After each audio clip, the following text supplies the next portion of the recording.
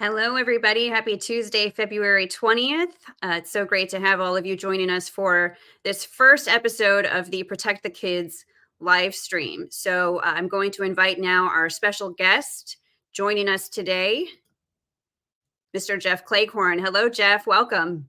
Hey, Shannon, thank you.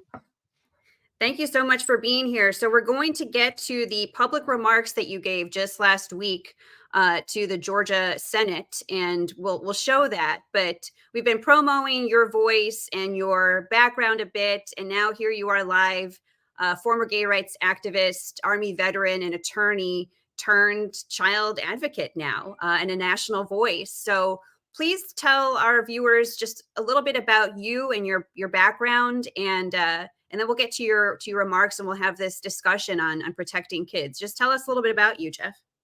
Okay, sure. Well, I became, I guess, what you would call an activist back in 1993. I lived in Washington, D.C. at the time and was a young Army officer working at the Pentagon, and was gay and had been living in the closet, and was in the process of figuring out what that was about. And Clinton became president, made some promises. So I volunteered and started working with other people who had an interest in helping gays and lesbians serve in the military. And so that's where my activism began. And since that time, over the subsequent 30 years, I've served on boards of directors at the national, state, and local level. I live in Butts County, Georgia, about 50 miles southeast of Atlanta now. I'm a native Georgian. And yeah, so Don't Ask, Don't Tell was the trigger that got me personally connected to activism. And I began doing that in the early 90s with an organization that had formed to provide free legal services to gay and lesbian Marines and sailors, etc., called the Servicemembers Legal Defense Network. So I worked with that organization for a period of years from 1997 through 2003 on their legal staff in Washington, D.C., and thereafter I served on their board of directors for several years as well. And I've served on the board of directors of Lambda Legal and of Georgia Equality, which is the statewide political group here in Georgia also. Excellent. Excellent. And so I see you were obviously doing a lot of media circuit back in the day with the Don't Ask, Don't Tell. And then these were some of the warnings that led, I guess, to this organization. Yeah, I mentioned SLDN was the organization that was founded to help gay and lesbian service members, as well as eventually to lobby Congress to repeal the law, and was eventually successful. It was repealed in 2010, but this example helps to illustrate what we were dealing with back in the 90s. We had to hand there were no social media, very limited internet back then. We handed out these business-sized cards to service members at gay pride festivals around the country that had basically legal warnings on them, warning them on risks that the military may find out about their sexuality, and if they do, they could be investigated and discharged, and indeed a large number were. So this was, I say, back in the day when oppression was real as opposed to just an identity. We could not serve in the military. We could not get married, gay and lesbian people. We could not, at points, be school teachers or adopt children, could not get a security clearance. And those were the challenges that we faced back then during the movement. And we worked on them diligently and successfully, and were able to change a sizable number of hearts and minds in the United States and around the Western world, and really, I think, make things better, not just for gay people, but for our country. Right. And, I think that a lot of us in this movement for children have built bridges with communities that otherwise kind of operated in their own silo. And now you're seeing these bridges being built. You're a member of Gays Against Groomers. I'll show a picture of all of you later when you guys were at that Senate hearing. But, I think it's so important for any organization that's going to stand for children to be hospitable to anyone standing in the gap to protect kids. So that's why I welcomed you on. And, I just think that we all have to work together to keep this trans agenda away from children. So you had actually sent me this picture, Jeff, with this quote: "Those who can make you believe absurdities can make you commit atrocities." That's by Voltaire. And this is just a very disturbing picture of a biological female who has had her healthy breasts removed. And in this quote, and we're going to show your remarks in a bit, but you said, why don't you just read that quote and we'll get to the remarks that you said? Yeah, the former gay rights movement has been hijacked by those pushing harmful gender ideology on children. So you have mentioned this, and we'll talk more about this today in this conversation. Scott Nugent, biological female, who tried transitioning to male, from the "What is a Woman" documentary by Matt Walsh. Very well done. Both you and she say that the gay rights movement has been hijacked. And she actually has mentioned that at the time there was a lot of fervor, probably from the evangelical community, saying, this is going to come for the kids. This is going to come for the kids. And she vividly remembered that and thinking, no, it's not. And, she and many others, retreated and just wanted to live their lives peacefully. And then this agenda of now for-profit harms to children came in. I just want to ask you, before we play your remarks that you gave last week, they were so good. What made you first wake up to this hijacking? Well, after the Supreme Court ruling in the Obergefell case in 2015, which basically legalized same-sex marriage in the United States, after that ruling, I began wondering and talking to my friends about what comes next, what happens to the gay community, if you will, to the extent we can call it that. There had been a community over decades that had formed and rallied around these core issues that we cared about: repealing sodomy laws, stopping police raids on places, etc. So there was a common unity around which a very very diverse group of people from many different temperaments, talents, and convictions gathered and rallied around to accomplish a common goal. Well, once we had accomplished the common goals, I was wondering what would happen next. When I worked on SLDN in Washington, D.C. back in the 90s, we dealt with thousands of service members all over the world, mostly through email and phone calls or the written letter. Never one time, not once, out of these thousands of contacts over the years long that I was on the legal staff, did anybody talk about being non-binary or having a trans child or having any concerns about pronouns. Or, in other words, what we're hearing and what has become all-consuming for reasons that we're still trying to figure out is not what was happening back then during the gay rights movement. This is something very different. And so in recent years, the activists often like to taunt people by saying, educate yourself and do the work. Well, I did. I started reading books. Here you go, is Dr. Grossman's book, Lost in Transnation, is exceptional. And Yes. Helen Joyce's book here is also exceptional. She's a writer out of the UK. There's a lot of content. I talk to people. I talk to my trans friends. I had a lot of discussions and debates and got called some names along the way. And what I concluded by educating myself and doing the work is that what is happening here is not good. It is not good for children. It's not good for women or for gay rights, certainly not for society. I mean, there's evidence that I see constantly about kids coming on the short end of the stick, and yeah. 100%. So I and because I'm retired, freedom's just another word for nothing left to lose, as the song says.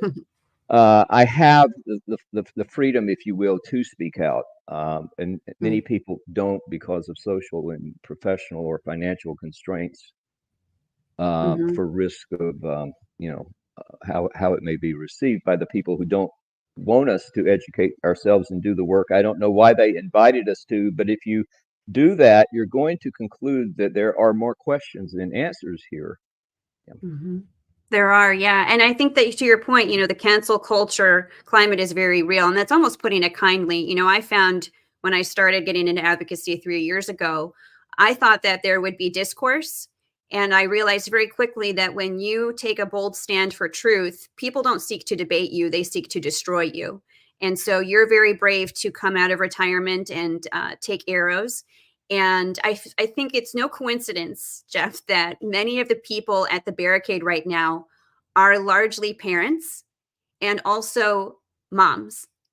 And I'm a stay-at-home mom. I'm fortunate Yeah. that my husband is, the income earner. And although he has, taken arrows at his work, fortunately, he's never had to say, stop, stop what you're doing. But a lot of us moms have taken this on because I think we do have this sort of well, obviously just a passion to protect our babies, number one, but also we can't be canceled. We don't have the employer who's going to say, stop this, so we're just out there protecting these kids no matter what, even if it means you lose friends, you lose whatever, we have to protect these children. So I give you a lot of props for stepping into this. And so you arrived to this Senate committee hearing. Do you want to speak a little bit about the bill and why you were putting out a public statement at this hearing to support it? And then we'll show your remarks.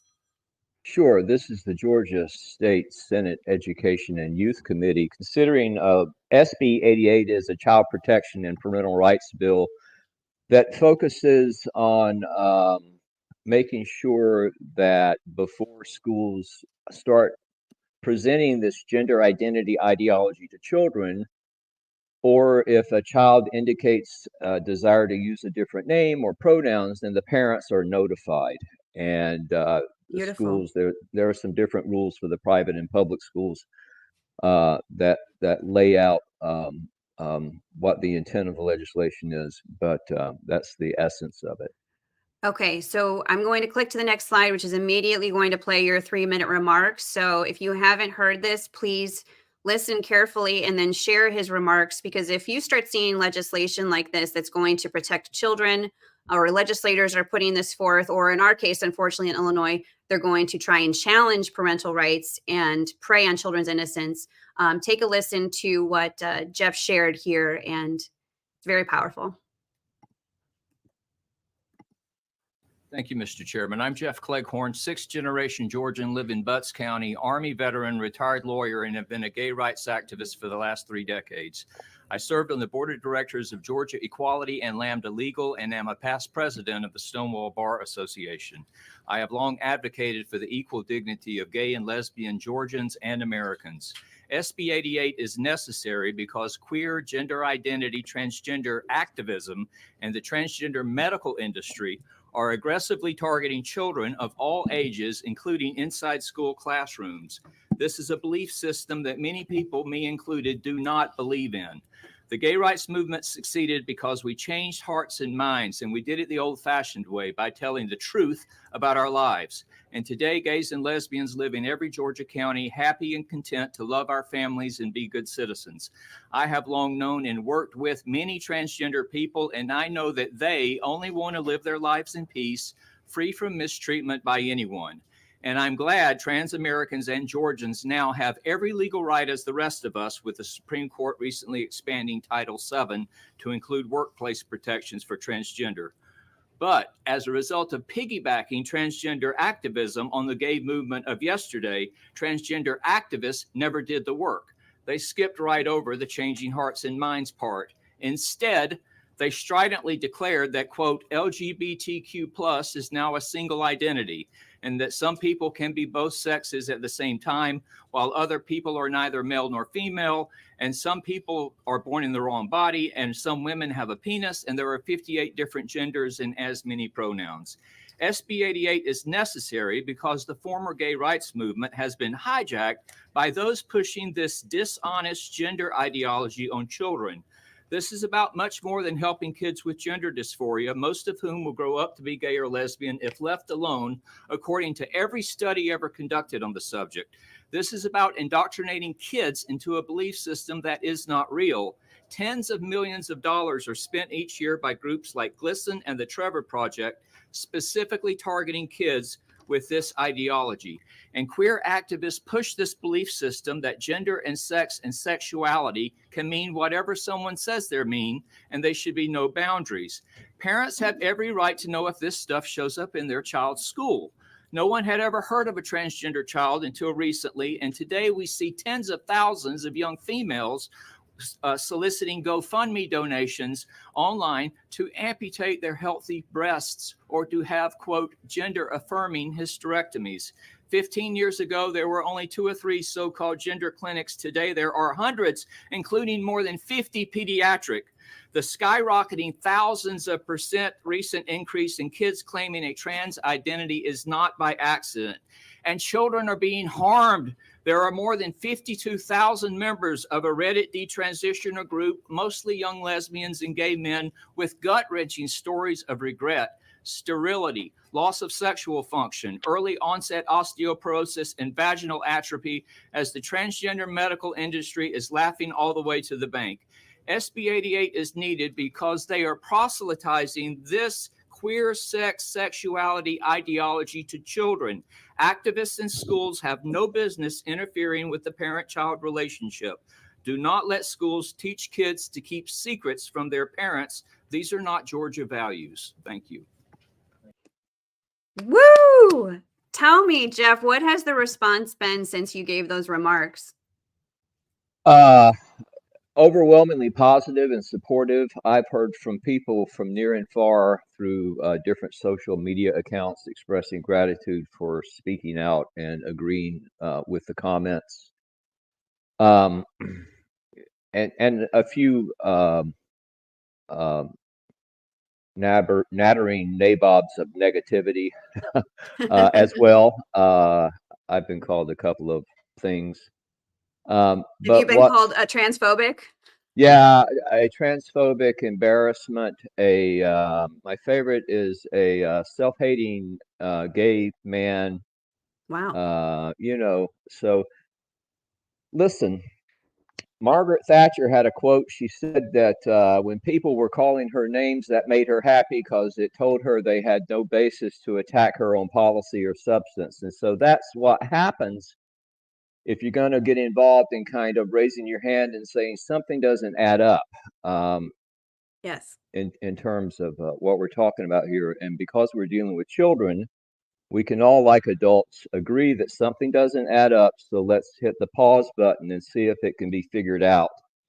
Yeah. Yes, absolutely. And I say, to your point, the expression, they smear who they fear, right? So the more arrows you're taking, obviously you're on the right track. So I've said on our, we have these trolls on social media, we giggle at them, but we say, we have an army, right? Fear us. So you can call us all the names you want. We're not moving from this barricade. Yeah. If bullying and threatening and intimidation is your primary tactic, activism by tantrum is not how you get it done. We changed hearts and minds the old-fashioned way, as I mentioned in my comments, by telling the truth. And we're being asked now by this ideology, and they are working to teach and indoctrinate and propagandize or proselytize, choose your word, to kids at the youngest levels through books, through libraries, through schoolrooms, through drag shows, through Nickelodeon, Disney. It's everywhere. Yes, and it is. Yeah, so we're being asked to say and do things that are not true. And so, that's the part that is so different from before. Yes. Reasonable accommodations for trans people. I know wonderful trans people. One of my Georgia friends a trans friend told me she has not voted for a Democrat since Jimmy Carter, for example. I mean, trans people, just like gay people and straight people, we come in all political shapes and sizes. So many trans people are speaking up as well, based transsexual people. You mentioned Scott Nugent. There are others online who are, there's a great group called the Gender Dysphoria Alliance who has great content on YouTube, and I listened to a good bit of what these are transsexual people talking about their lives and acknowledging that, of course, they have not changed their sex because that's not possible. And why is this why is this so difficult to say, hey, I'm a man and I have this psychiatric condition and this is how I deal with it in part. And, I just, just being honest with you, people will respect that. My trans friends who I've known for so long have always said they just want to live their lives like the rest of us with, dignity and respect. And the problem is the activist class who have hijacked this thing. They're not interested in a live and let live arrangement. They want to dominate, with regard to pushing this on children. And they're convinced that kids can be born in their own body, and that there's this mysterious thing called an innate gender identity they're convinced exists, or at least some of them are, because some of the rest of them say that sex and gender are fluid and that they're social construct and that they can change and shift and oftentimes do. So they're all over the map. Transgenderism is the ideology behind this, the queer Mhm. theory-based ideology, transgenderism, gender identity ideology. And Right. it's irrational and illogical at every turn. So, need a timeout with the activism and kind Mhm. of drill down and figure out what are the issues. Not so long ago, people who transitioned were put through a lengthy, exhaustive process to identify those with truly debilitating psychiatric sex body discomfort, if you will, that where the transition, it would be more likely to be successful. And I know people who have transitioned and they live happy and productive lives. They're great people. I know that. But it doesn't help them for the activists to be claiming that they've actually changed their sex or telling this to children. And then we Right. see this giant spike in the number of kids who are identifying as all of these things that no one Right. had ever heard of 5 minutes ago. Yeah, it has. I mean, this trans activism, I think that this graphic that you sent me is perfect because it shows we've totally gone off track. And now people who are dealing with true gender dysphoria are, they're railroading biological reality, women's rights, children's safety, gay rights, and just plain common sense. I do find it interesting. There's this shift to use LGB and stop and not add the TQ. So I think that that's perhaps referencing your concerns over the activism, right? To remove that activism from the gay rights movement. Is that what we're seeing with that? Yeah, yeah, I think that's right. What does TQ even mean, for crying out loud? Trying to get someone to tell you the definition of transgender, good luck with that. It's they say that it's an umbrella term that means many different things, but many of the things they claim that transgender means are just make believe, Right. um, not real things. Whether you're demisexual, pansexual, genderqueer, these are all just made up words, made up definitions. They don't mean anything. Hmm. Um, and trans activists need to stop pretending that they are, Good. Yeah, I that they think it's do, great. You need rather. to tell them to stop. That's right. Stop Yeah. coming for the kids. The Tavistock, the lessons learned from Tavistock, GIDS was the gender services out of the UK, right? And so this Hannah Barnes book, Time to Think, um, the inside story of the collapse of Tavistock. This is sort of the crystal ball, right? So it halted in Europe and these other countries, and we are, riding this wave, and it will stop here, right? We will stop this. Billboard Chris Elston goes around the globe. He says we will Mhm. stop it here. But people need Mhm. to know where this failed, and Tavistock is where they had to close for quote failure of care. Do you want to talk a little bit about this graphic here? Yeah, and this really makes me angry. President Biden appointed Rachel Levine, a medical doctor, as his health and human services. I forget the exact position, but and then Rachel Levine, using the bully pulpit of the federal government and the vast power of her reach, the voice, her quote unquote, says Mm-hmm. things like transgender medicine for children is medically necessary and life-saving and not disputed, that there's widespread agreement. In other words, Rachel Levine lies time and time again. There's not a shred of truth to any of Yes. these things. There's no evidence this is medically necessary. There's no evidence this is life-saving.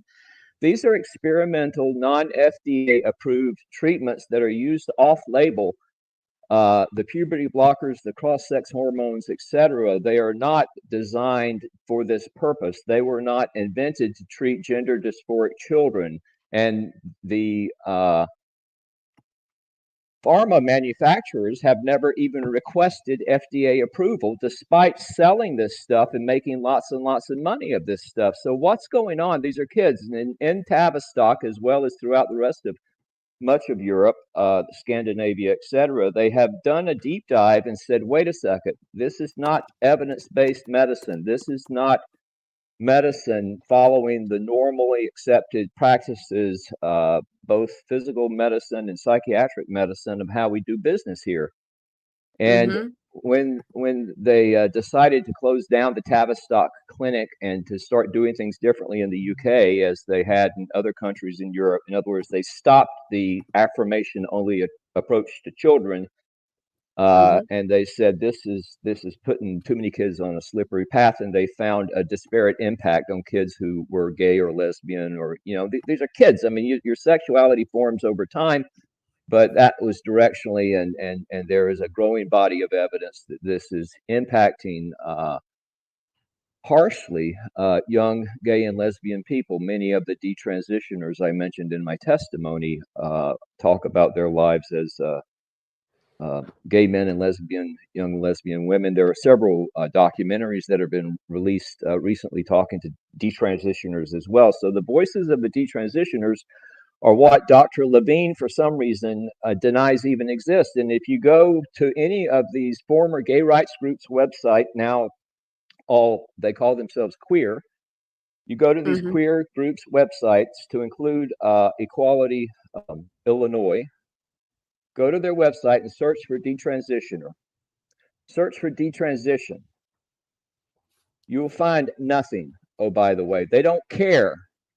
They pretend like these people don't exist. These are gay and lesbian young people who are being harmed by this ideology.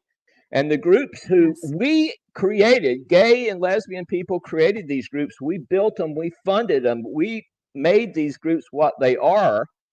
They have been taken over by this very different priority, and they intend to dominate by any means necessary. And by that I mean Dr. Levine standing up and saying that this saves lives. There's no evidence that this reduces suicidality in children. There's no reliable evidence.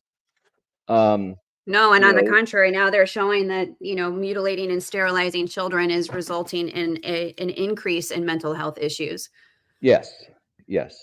And this graphic of, gay teens, go ahead, Yeah, gay teens aren't sick. I think this was made by, there's a wonderful group called LGBT Alliance UK. Their LGBT alliances have formed in several countries, including the United States, but the UK group is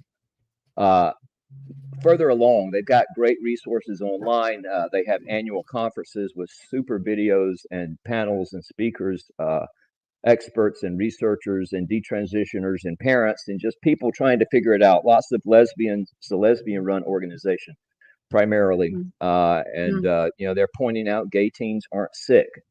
There have been 11 different studies conducted over a 40-year period about children who have this kind of body discomfort. And in every one of these studies, overwhelmingly, if you leave the kids alone, they desist. The discomfort, the dysphoria resolves itself through, during, or shortly after puberty. In other words, puberty cures the dysphoria for many of them. And they go on thereafter predominantly to be gay men and lesbian women. And so by saying affirmation only, and for every kid who indicates some kind of gender distress, whether it's through social contagion of classmates or whether it's through actual gender dysphoria, by saying you have to affirm them only, you're putting them on a path for this, and you're making Big Pharma rich but you're transing gay teens. They're transing the gay away is in a very real sense. And Yes. so groups like Equality Illinois and the Human Rights Campaign and Georgia Equality here in our home state, they have some explaining to do, and we have some questions that we intend to ask in the coming weeks and months, as long as it takes. This movement to Yes. bring some sanity to this conversation is growing rapidly. Gays Against Groomers has chapters now, I think, in 23 states. Yep. And they're lighting some fires along the way. John Lewis, former Georgia congressman, deceased, used to say famously, "Go make some good trouble." We're talking about making good trouble here, and we're not going to apologize to anybody. And sticks and stones may break our bones, but names will never hurt us. You're not going to shut us up. This conversation is just getting going.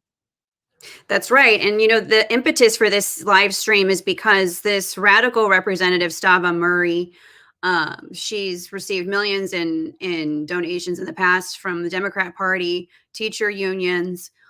We've really been alarmed at the radical nature of this bill, House Bill 4876, which is going to consider it abuse of a child if a parent does not agree to their minor going through puberty, for example, to go on puberty blockers or to get their healthy breasts removed or to get a vaginoplasty. And she began in the wake of us doing this total onslaught of advocacy awareness of this bill starting on Super Bowl Sunday. People were sharing their concerns on her legislative page on Facebook. And she started reacting very emotionally to people's concerns. And look at what she said to this Jason. Trans kids go through irreversible damage from a puberty that doesn't match their gender identity every day in this country. To ignore that damage further harms trans children and puts them at risk for the mental health issues you purport to care about. Giving access to life-saving, gender-affirming care should be the standard. This is madness. This is total madness that this woman who is up for re-election is saying that irreversible damage equals normal puberty.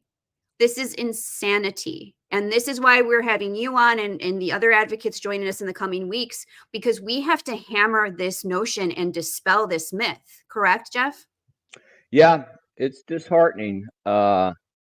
This is ideology. No one has ever gotten a Nobel Prize for changing someone's sex because it's never happened. You know, even the guy who invented lobotomy got a Nobel Prize, and lobotomy was, as we now know, fake medicine. Remember the doctors? I'm old enough to remember doctors used to make recommendations on cigarettes brands. I mean, there's a class of doctors that are ideologically captured, and they need to wake up. They need to look to the UK at Tavistock. They need to look at Sweden and Norway and Denmark and France and Finland. Look at what has happened in those countries. There needs to be a systemic review of the evidence about the effectiveness of puberty blockers and cross-sex hormones or surgeries in children, both physical, mental health, suicidality, the whole thing. And that investigation needs to be done using the old-fashioned rules of how to get the best answers in medicine and science. And you have to keep these transgender activists far away from it because they will corrupt whatever they touch, bless their hearts. They're not interested in truth. They're interested in feeling better about themselves by just pushing made-up stuff on other people. And, you know, no means no. We're saying no. No, so stop. Leave other people's children alone. Yeah. That's right. And stop donating to radical legislators like this that are waging war on children. Fund their opponents. I know Aaron Porter is a father. He's running as a Republican against this woman. And I'm sorry, but I'm at a point now where if you are silent, you are complicit.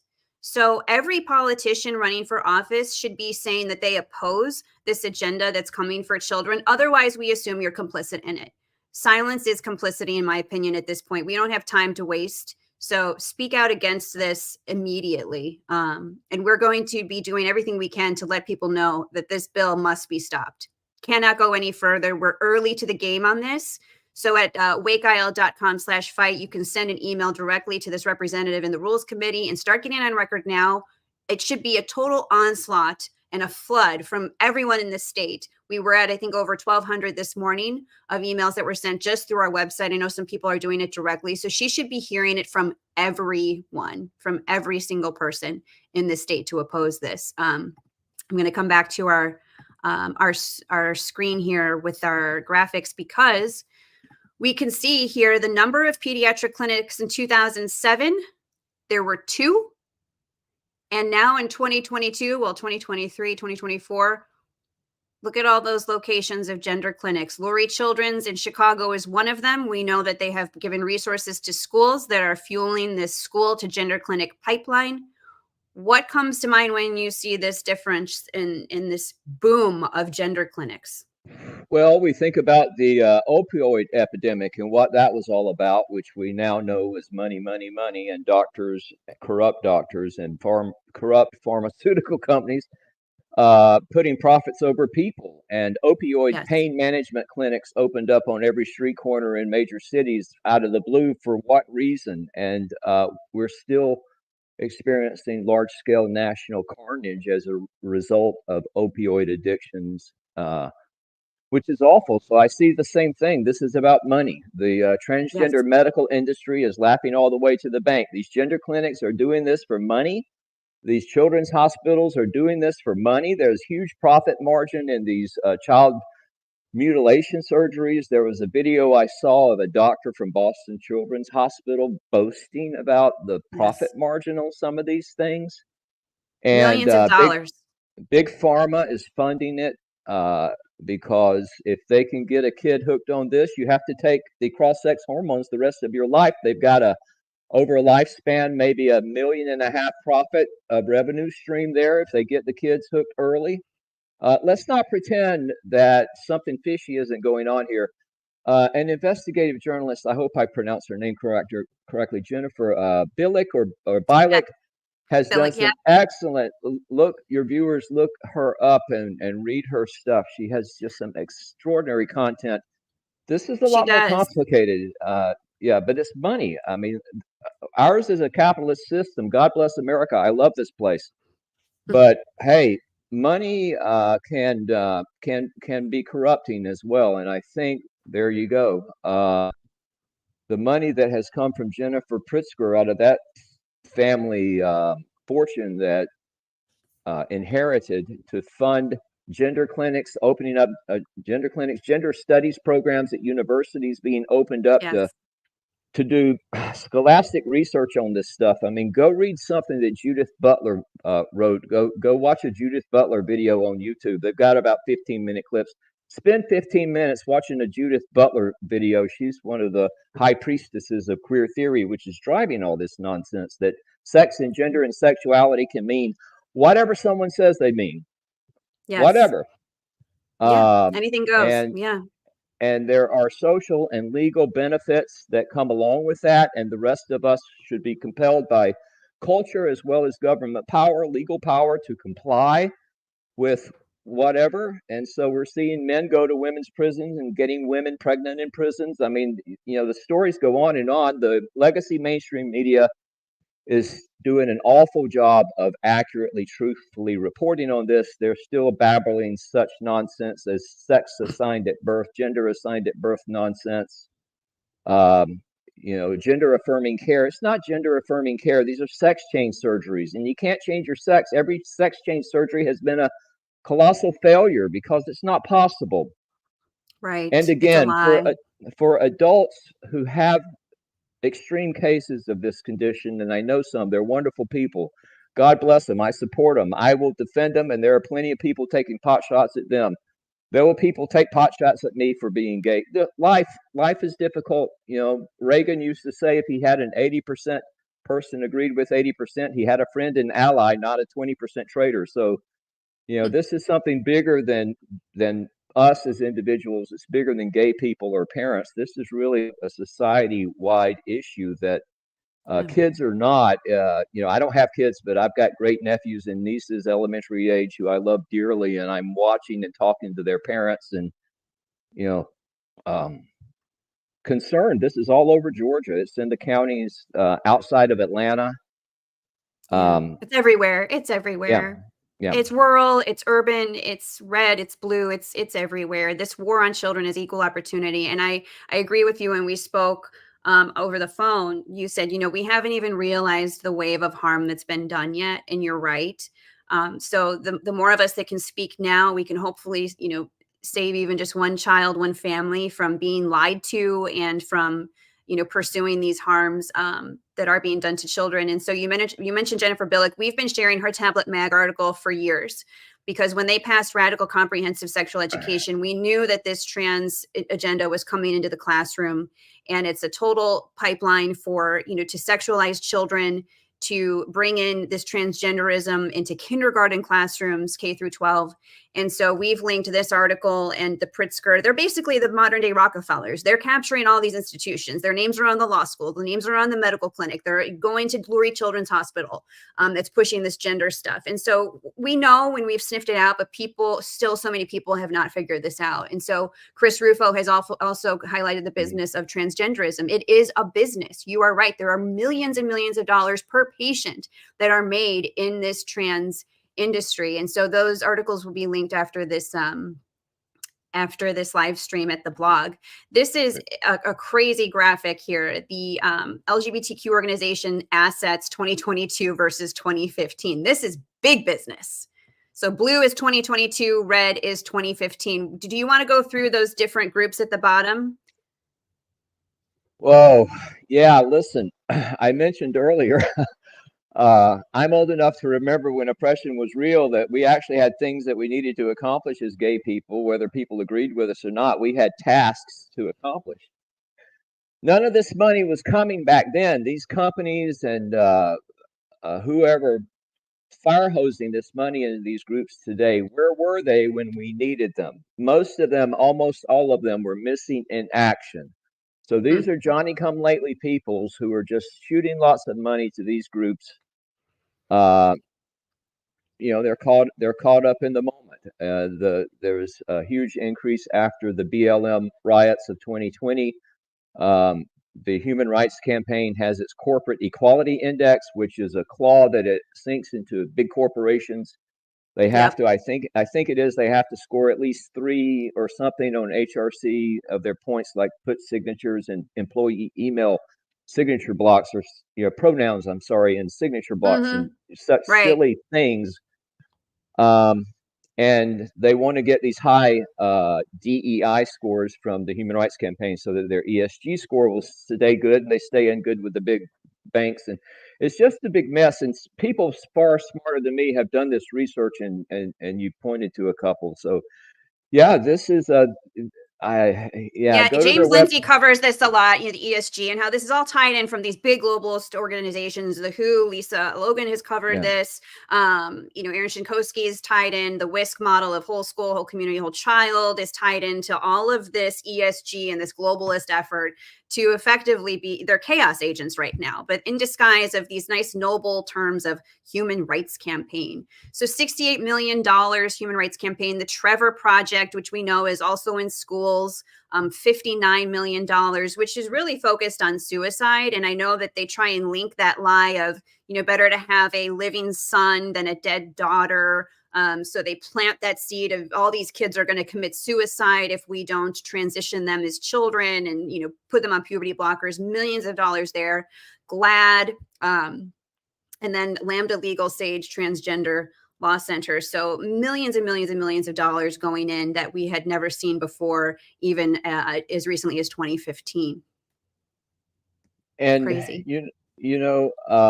The president of the Human Rights Campaign testified before Congress within the last year or so, and I'm forgetting her name, but she testified before Congress. She said that there is a national emergency, a first ever national emergency, she said. Kelly Robinson, yes, thank you. So Ms. Robinson claims, the HRC claims there's a national emergency. Well, I don't live in Washington, D.C. anymore, so maybe things in D.C. are rough.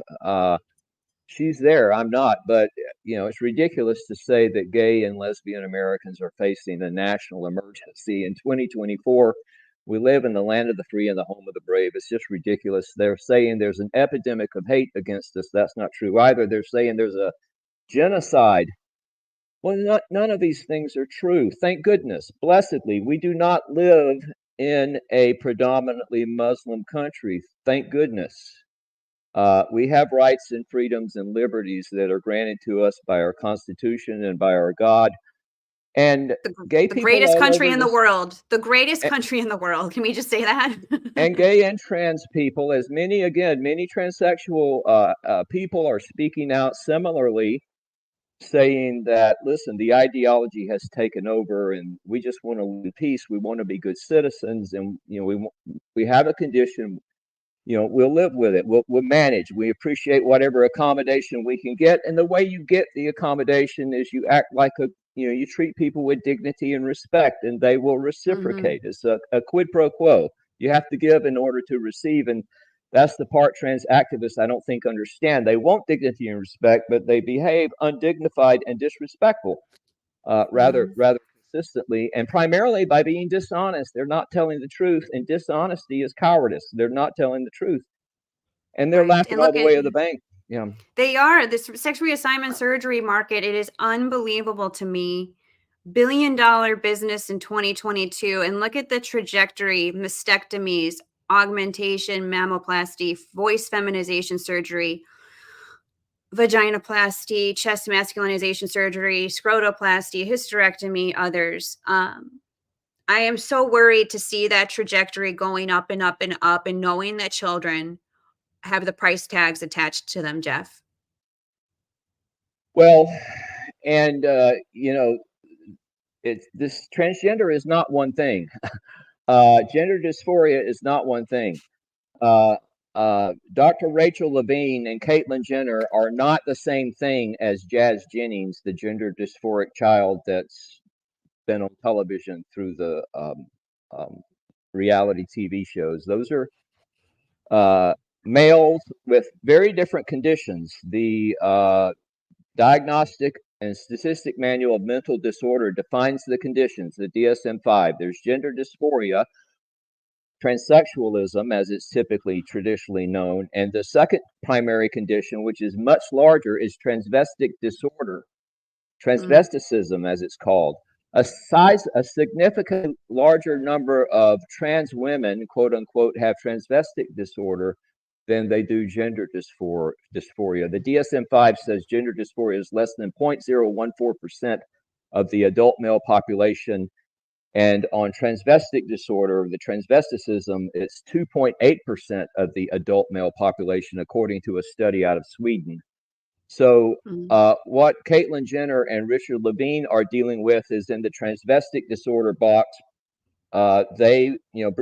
Bruce Jenner was not a gender non-conforming Olympic champion. He did not have these effeminate mannerisms that a tiny group of people like Jazz Jennings had growing up as a little boy. And they say, well, you're behaving like an effeminate manner, so maybe you're a girl trapped in a boy's body, and we need to do all these things to you. Well, these are different populations. I'm making the distinction between the adult, primarily heterosexual men that derive some kind of a sexual desire from this. They imitate women because, bluntly, it makes them horny for some of them, in whole or in part. That's what's driving a lot of this. The majority of it, in terms of trans women, and children are not transvestites. So just mushing them all together and using children as a prop while profiteering off of it to make these adults feel better about themselves, that's not okay, and that's what's going on. Yeah, it's disgusting. It is disgusting. And so obviously, though, there's a lot of money attached. And I firmly believe that parents have to find the truth so that they can navigate these waters with their children and find the right ethical care for them, so that they aren't funneled into this and they're, just going to be irreparably harmed, mutilated, sterilized as a result. So please share all of this, or any resource that you find, with your networks, with your parent groups, because the clock is ticking, and we need as many families to be, to put the full armor over their children. You sent me this graphic. Do you want to speak to to why you sent it and why you want to talk about it? Yeah, well, I was raised evangelical Southern Baptist here in rural Georgia. I was born and raised on a dirt road. We were country.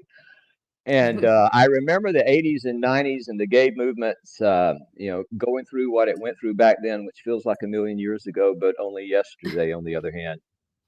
And, fundamentalist Christians were well organized and vocal against the whole notion of gay rights. And so there was a struggle that played out over a period of decades.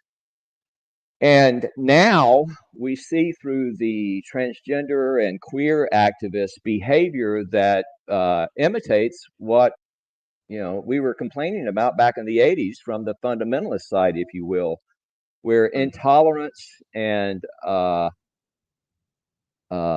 demands for obedience, as Andrew Sullivan puts it, are the norm, it's vehemently anti-free speech.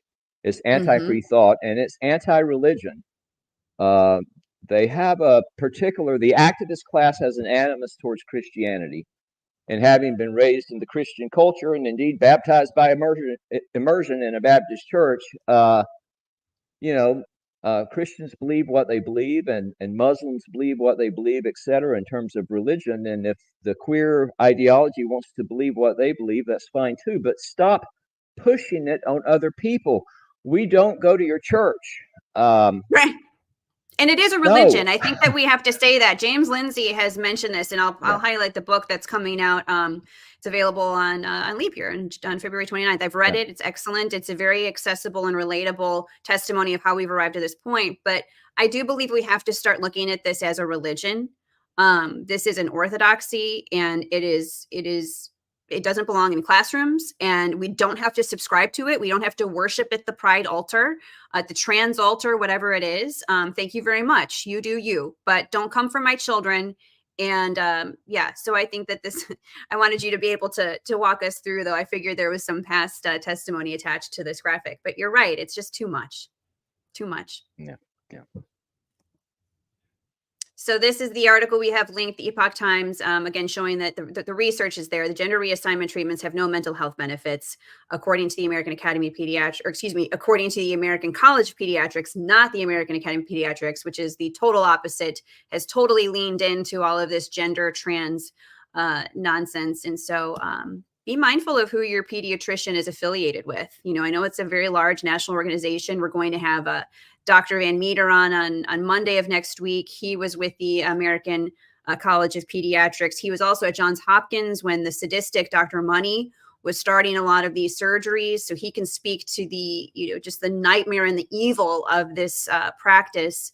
And then my friend Meg Brock, so a couple days after you testified in Georgia, she's with the Daily Caller. She showed through a Freedom of Information Act request a video that shows this prominent trans surgeon admitting that the complications of genital surgery can be pretty bad. And he was going through actually what it takes to remove male genitals and create a vagina, that it can be pretty bad. Who knew, right, Jeff, that this would be just, so much evil attached to this. So her article is linked here, and I encourage you to watch the video. It's really hard to listen to because that these are children that could be going through this irreparable harm of these surgeries. So we've covered the Pritzker and the trans agenda. Read those links. Back in August of 2022, we saw this coming here in Illinois. So Scott Nugent came to the Springfield Capitol, spoke there. You see my director, Steve Lucy of Awake Illinois in the cowboy hat. He was speaking. Frank McCormick with the glasses. He's with Chalkboard Heresy now. He left teaching because he saw all this DEI and this Marxism and all of this communism coming into the schools. And now he's a whistleblower turned advocate for education integrity. Scarlett Johnson is there holding the children cannot consent to puberty blockers. She is a Moms for Liberty advocate in Wisconsin doing great work. I'm happy to call her a friend and colleague. She is a mother of 5. She works with Gays Against Groomers often up in Wisconsin, Jeff. And then Billboard Chris Elston holding the dad sign, a human male who protects his kids from gender ideology. And so August of 2022, this was, almost 2 years ago, and we saw this coming. And here we are with this bill by Rep. Stava Murray. This is just off the rails insane. I'm going to put this ticker back on this is the website you have to go to submit the emails. But so far, more than 1,200 were sent to her just through our portal to say, don't come for our children. We're paying attention to this. We will vote you out of office. Do not mess with our babies. And so we say no to House Bill 4876. It's amazing that we are not in a place where we can be for bills like yours, Jeff. We're having to fight against this radical insanity in Illinois, but keep going. That's the message I want to send to you. Your petitioning of policymakers is permitted. So do it and be respectful with it. These are a few of the other speakers in our first round of live streams. So we have Jeanette Cooper coming up tomorrow. She's a mom and co-founder of Partners for Ethical Care nonprofit, and she's a national child advocate. She lost her daughter to this agenda, and so she speaks to empower parents to know where they can go to get good ethical care for their children. January Littlejohn, she has a federal case against the school that tried to transition her daughter. Go back to that. And they did it without the parents knowing. They said, we're going to lean into the new name, to the new pronouns, to all of this, and we're not going to tell your parents. And she is herself a licensed mental health counselor, and they didn't inform her. So she has a federal case pending. And then I mentioned Dr. Quentin Van Meter, who did work at Johns Hopkins same time as Dr. Money. And he's a great man, pediatric endocrinologist. He speaks to these harms that are being done to kids. And so I think that the more voices we can share and empower you to know the truth, we can protect our children and our communities and our state and our country. What closing remarks do you have, Jeff, or advice right now for people, whether they are in the gay community, whether they are not in the gay community, whether they are parents or not parents? What is your message to any state or any community that's maybe nervous about taking a stand for children and speaking boldly to this truth? What wisdom do you have to share? So it was 1993. In April 93, I was a young Army officer living in Washington, D.C., and they had a big march on Washington for gay and lesbian equality. And I went to it because I lived in town. Hundreds of thousands of people. I don't know how many. I'd never seen so many people, gay and lesbians from all over the country and plenty of others. And I listened to the speeches, and one of the speakers was Martina Navratilova. And she had come out by then. She had won a bunch of tennis championships, and she talked in 1993 about the importance of coming out. She said the most important thing you can do is just come out, tell your story, just be authentic, tell the truth, live your life with dignity. So to your viewers, that's the message. It doesn't matter what your gender, sex, or sexuality is. You need to come out as critical of this ideology in whatever way is comfortable with you. Let your friends, family, coworkers, etc. know, you know, when you're getting pressured in the workplace for things, you know, you have to protect your career, of course, but, you know, putting pronouns in your email block is acquiescing to an ideology that is not based on anything real. And if you want to believe it, that's your business. But for those of us who don't want to believe it, it's important for folks to come out as opposing this. 100%. So come out and support the children, support the truth. And I do think that the pendulum will swing in favor of that, of protecting kids. And we're trying to make being advocates on this side of the barricade fashionable. We do it respectfully, although people call us all these terrible things. You know, we want you to feel comfortable petitioning your policymakers, to speak to your friends and neighbors about this. And so we want you to share Jeff's, 1 hour of his time that he's dedicated to empower you. Share his remarks. Do not be afraid to speak for the kids, because the time is now to take a stand. So what is next for you, Jeff? You still going to be speaking at committee hearings? You're going to be talking with other groups? What's your plan? Hopefully all of the above. I'm looking for more ways to get involved. We have upcoming hearings coming in Georgia. I'm also working with a group in Connecticut and have provided testimony for legislation that they're working on up there. So to the extent we can help, we're going to try to help. That's great. Well, God bless you, and thank you for coming out of retirement to speak for children in your state and beyond. I think you're going to probably become a national voice on this issue. So thanks for the work you've done and will continue to do. And to all of you who have watched, thank you. Please share the recording. It will be posted to our blog. Share all of the powerful speakers that are going to be coming this week, because we need to stop this bill and empower people with the truth so we can do right by the kids. And so thank you so much, Jeff Cleghorn, for joining us. And we wish you well, and hopefully we'll see you again soon. Thank you, Shannon. Thank you, everyone. Have a good day.